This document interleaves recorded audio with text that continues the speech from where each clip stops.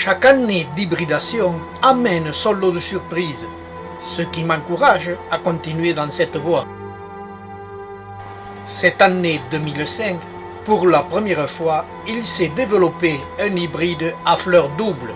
Rien de sensationnel, mais une fleur curieuse. Nous le verrons au fil des ans, l'hybridation amène toute une série de modifications dans le comportement des plantes. Cette année, avec mes échinopsis hybrides qui fleurissaient pour la première fois, rien de sensationnel, si ce n'est des fleurs que j'avais déjà. Pour obtenir des hybrides nouveaux, il faut jouer sur la quantité. C'est toujours le manque de place qui limite mes expériences. Mais sur l'ensemble des hybrides de cette année, il y a quand même quelques plantes à retenir. J'en retiendrai une pour sa longueur du tube floral, même si sa floraison n'est pas sensationnelle. La longueur du tube floral, mais surtout du pistil, est un élément clé pour l'hybridation des espèces entre elles. Il y a quelques années, j'avais retenu des hybrides pour leur tube floral court, ce qui m'avait permis par la suite d'hybrider les échinopsis avec le Matucana madisonorium.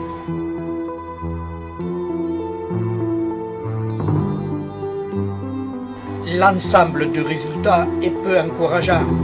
Les fleurs sont très proches du Matucana et moins colorées. Elles apparaissent aussi au sommet de la plante. Je n'insisterai pas dans cette voie. Pour cette année 2005, j'ai retenu cet hybride aux pétales à deux couleurs bien différentes. Ce sera l'hybride de cette année. Sur la vidéo précédente, je vous avais montré le principe d'hybridation et la petite difficulté qu'il y avait pour maintenir les étamines sur le pistil. Avec ce Trichocereus chikendensis, autre Trichocereus que j'hybride, on garde toujours comme clé du problème la longueur du tube floral, c'est-à-dire du pistil.